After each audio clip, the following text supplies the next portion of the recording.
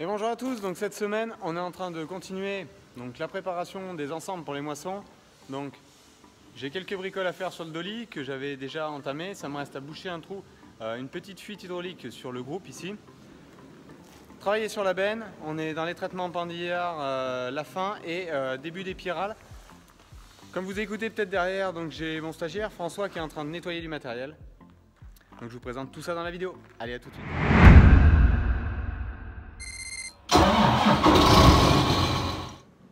Donc voilà, donc là j'ai déjà avancé. La semaine dernière, vous vous souvenez, donc j'avais posé les phares. Là je les ai branchés, raccordés, donc tout marche. Maintenant, suite à la remarque judicieuse, j'avais pas fait gaffe qu'effectivement avec le point de pivot, la benne serait venue écraser le gyrophare ici.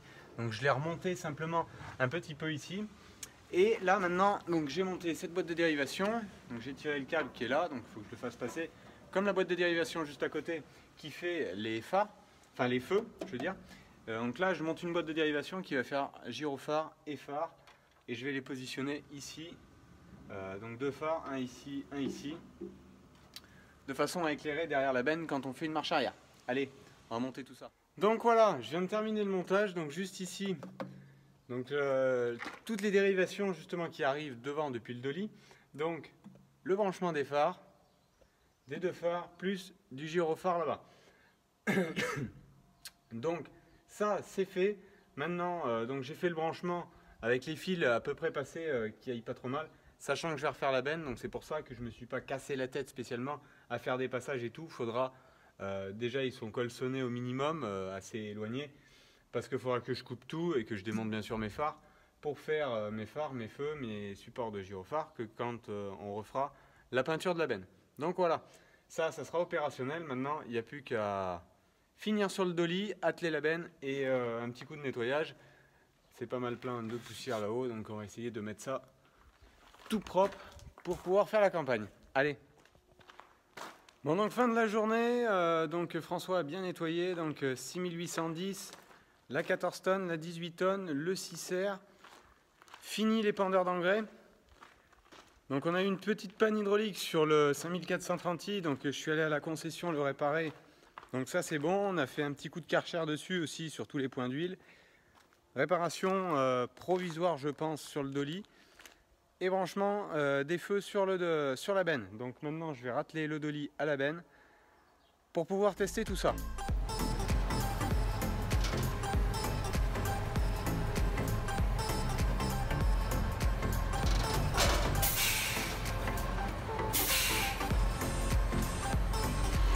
Donc voilà, je viens de reculer.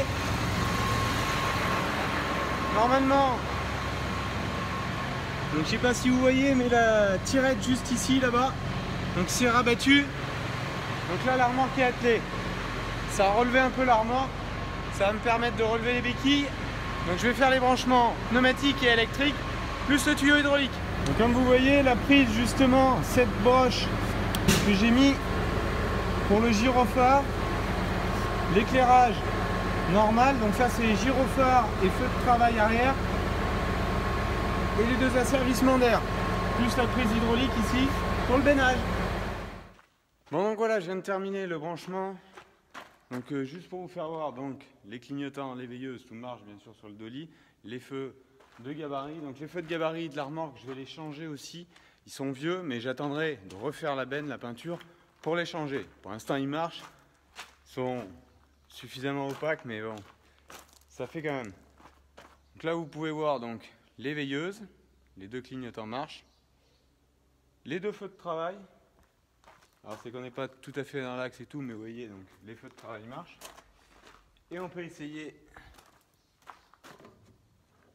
donc vous voyez, un gyrophare, et le deuxième de l'autre côté, pareil. Donc ça par contre je vais acheter des gyrophares à LED pour réduire la puissance justement d'éclairage, qu'il n'y ait pas trop que ça éblouisse pas derrière les voitures qui peuvent suivre. Donc voilà, allez, maintenant, ça fait une semaine que j'ai monté les pendillards, donc une semaine après, je les redémonte pour attaquer les traitements de pyrale. Je vais vous présenter tout ça.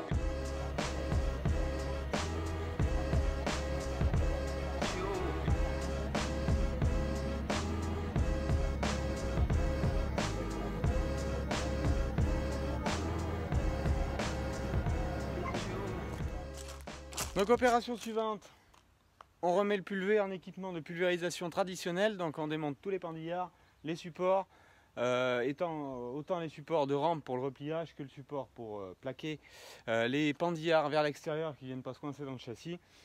Donc on fait tout ça. Allez, c'est parti.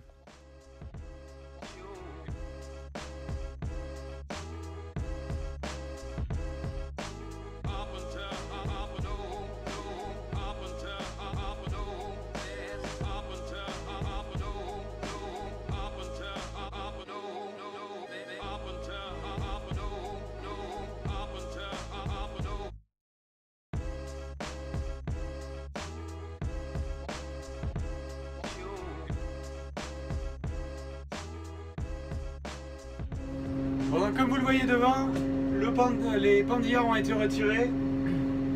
Donc là je suis en train de faire le plein de gasoil pour attaquer tous les traitements Piral. Donc avec un produit qui est soft sur auxiliaire, donc qui ne tue pas les coccinelles, qui peuvent encore justement aller détruire les pucerons. Le but c'est de toucher simplement le papillon qui va créer ensuite la chenille qui crée les galeries dans le maïs. Donc voilà. Donc je vais attaquer ça toute la semaine prochaine. Je serai principalement le soir et le matin dans ces travaux-là. Comme vous le voyez, François est en train de faire toujours du nettoyage. Donc on est sur le 750A. Faute de temps, il avait été juste dégrossi, mais il n'avait pas été nettoyé proprement. Étant donné que j'ai des bricoles à faire dessus avant de m'en servir cette année, il sera prêt comme ça pour rentrer à l'atelier pour réaliser tout ça. Allez, on va continuer. Bon, donc comme vous voyez derrière moi, je vous ai pas fait un rush pendant que François était en train de laver, donc il m'a lavé proprement, nickel, tout le 750. Donc lui, je vais le replier et le mettre dans le bâtiment pour qu'on puisse travailler à l'atelier sur lui pour les futures modifications. Donc je vais lui enlever les traceurs, je vous présente un peu déjà ce que je vais faire. Je vais lui retirer les deux traceurs pour libérer deux distributeurs double effet sur le tracteur. Pourquoi? Parce que quand je vais avoir la trémie frontale devant, la nouvelle trémie frontale, va me falloir donc l'entraînement de la turbine plus le relevage avant. Donc avec le 8000 j'aurai un DRAB, un distributeur hydraulique de RAB. Par contre si je sème avec le 6R, là par contre me faudra les 4.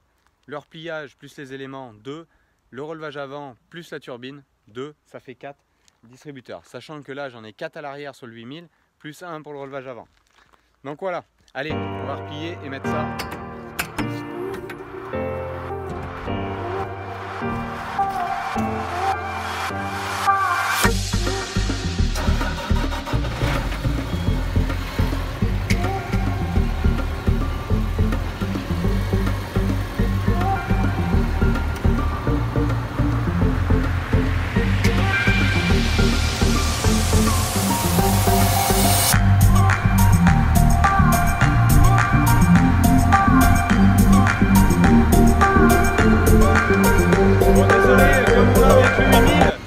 Vous avez le carreau qui est complètement dégueulasse, mais alors, comme d'habitude, le repliage un petit peu particulier sur le 750. Donc pour commencer, déjà on aura plus ces calvaires là, des traceurs pour replier, de faire baisser un traceur, lever un côté, refermer le traceur, lever l'autre côté, refermer encore.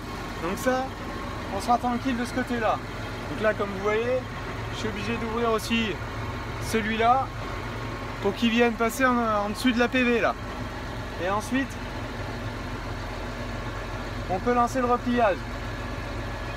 Donc une fois que c'est lancé, quand il va arriver en haut, voilà, premier côté, je vais refermer le traceur autour de la passerelle. Deuxième côté,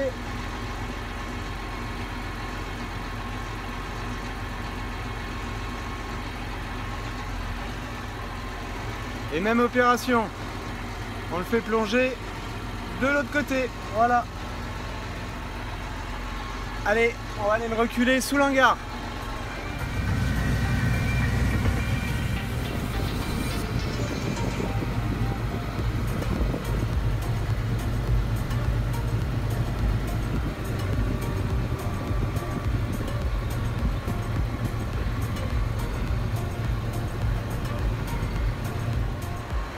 Donc avant de pouvoir le dételer, les flexibles hydrauliques, il faut mettre la sécurité ici, surtout si on veut le déplier.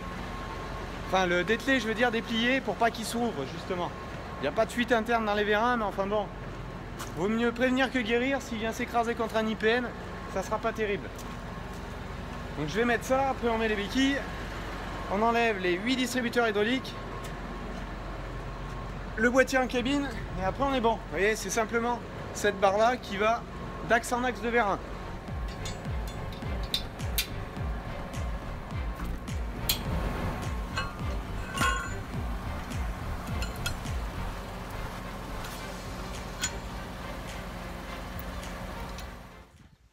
Donc voilà, comme je vous l'ai présenté, je viens de démonter les pendillards. Donc j'ai fait ce traitement ici dans cette parcelle il y a une semaine. Donc je vais vous faire voir un petit peu l'efficacité. Donc sur l'iseron, donc comme vous voyez, ils sont bien choqués. Donc avec les chaleurs et tout, ça a bien marché. Donc ça, c'est une adventice. Vous pouvez faire ce que vous voulez. C'est en plus, c'était tellement sec. C'est pas une adventice que l'on peut détruire par l'aide d'un désherbage mécanique. Vous pouvez essayer avec n'importe quoi, une bineuse, une houe, tout ce que vous voulez. Vous ne l'arracherez jamais complètement. Donc voilà pourquoi on traite en pendillard pour contrôler cette adventice là. Donc bon, on a eu 4 mm ce matin. Le ciel se redécouvre. Donc moi je vais continuer un petit peu de travailler et je vais m'attaquer maintenant, étant donné qu'on a avancé le nettoyage, je vais m'attaquer sur la moissonneuse batteuse. Donc je vais vous faire voir tout de suite.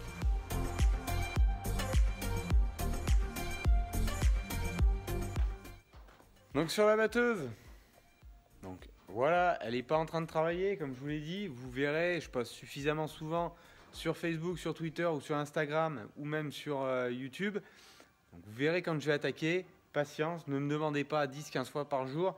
Je ne peux pas tous vous répondre et pendant que je suis en train de vous répondre, justement, je ne peux pas avoir la caméra en plus pour essayer de vous mettre des rushs vidéo. Donc c'est un peu l'arme à double tranchant. À patienter 5-6 jours, vous aurez réponse souvent à vos questions. Et ça permettra en plus que j'essaye de faire des vidéos un petit peu plus propres pour vous. Voilà, donc la batteuse, elle n'est pas mise en route, donc il me reste des bricoles à faire dessus. Donc des bricoles qui se passent en cabine, mais ça je vais vous présenter après. Et je vous ferai justement, ça fera partie du début de la vidéo de la semaine prochaine. Donc ce que je veux faire ici sur la batteuse, c'est elle est équipée d'un compresseur pour son nettoyage. Moi ce que je veux, étant donné que j'ai une sortie là et une sortie en haut au moteur, de cette sortie là, inclure dans le châssis un tuyau supplémentaire pour aller nettoyer et souffler mon convoyeur et pouvoir souffler en cabine aussi. Donc ça, je vais le faire serpenter tout le long du châssis et qu'il ressorte devant le marchepied vers le convoyeur. Donc ça, je vais le réaliser. Et après, ensuite, donc la première partie des réglages en cabine, c'est d'inclure, de lui faire rentrer tout mon parcellaire que j'ai à moi et à couper chez mon cousin. Donc ça, je vais le rentrer en cabine à l'aide d'une clé USB. Je l'ai fini de cartographier sur MyGenTier. Donc je vais juste l'encoder, un peu comme j'avais fait déjà, que je vous avais présenté en début d'année. Une fois que c'est encodé sur la clé USB, je le mets dans la batteuse et je le fais rentrer dans son écran. Donc il y a ça. Après, je vais aussi la sortir, atteler la coupe, faire les pré-réglages, on va dire, des séquences lever, baisser de coupe et position forcée. S'il y a du versé, ça va pas être le cas cette année, mais enfin bon, tant que je fais 2 séquences, autant en faire les 3, comme ça, ça sera tout prêt. Donc commencer par régler ça, faire les premiers réglages ici de valeur par défaut des cultures que je vais avoir à moissonner. Donc ça, je vais essayer de le faire et de vous le filmer le plus propre possible pour le début de semaine prochaine. Donc voilà, comme je vous l'ai dit, je vous l'ai présenté tout le long de la vidéo. J'avais donc François, mon stagiaire, il a fait pas mal et j'ai fait un petit peu de lavage. On a fait aussi sur la benne et le dolly, préparer tout ça. J'ai fait quelques bricoles au stockage, il me reste à faire la désinfection maintenant. Donc ça fera partie sûrement de la vidéo de la semaine prochaine. Allez, je vous dis bonne semaine à vous tous. Ciao, bye bye.